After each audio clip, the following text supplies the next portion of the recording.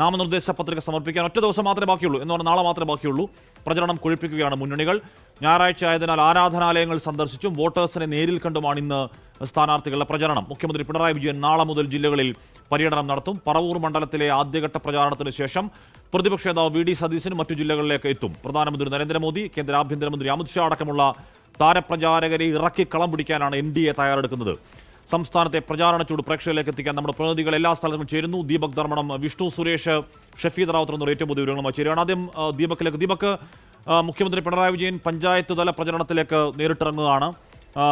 ധർമ്മടത്ത് ഇന്ന് 11 മണിക്ക് മുഖ്യമന്ത്രി സംസാരിക്കുന്നുണ്ട്. ഉറപ്പായും ഇപ്പോൾ ഇന്ന് ഈ ദിവസങ്ങളിൽ ഏറ്റവും വലിയ ചർച്ച ഡീലിലൊക്കെ ഒരു പ്രതികരണം മുഖ്യമന്ത്രിയിൽ നിന്നും അവിടെ പ്രതീക്ഷിക്കാം, അല്ലേ ദീപക്? ധർമ്മടത്ത് മുഖ്യമന്ത്രിയുടെ തെരഞ്ഞെടുപ്പ് പൊതുയോഗം ഇതാദ്യമാണ്.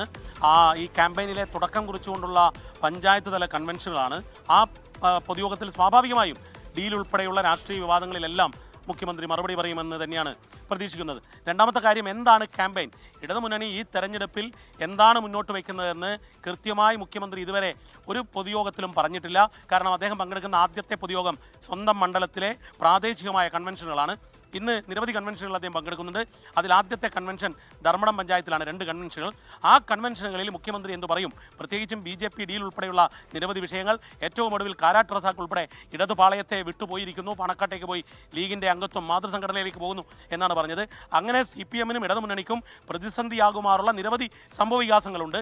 എന്നാൽ അതേ സമയത്ത് ഭരണ തുടർച്ച ഉറപ്പാണ് എന്ന് മുഖ്യമന്ത്രി ആവർത്തിച്ചു പറയുന്നു. ആ ഘട്ടത്തിലാണ് അദ്ദേഹത്തിൻ്റെ തെരഞ്ഞെടുപ്പ് ഔദ്യോഗികമായ പ്രചാരണ പരിപാടികൾ ഇന്ന് മണ്ഡലത്തിൽ നടക്കുന്നത്.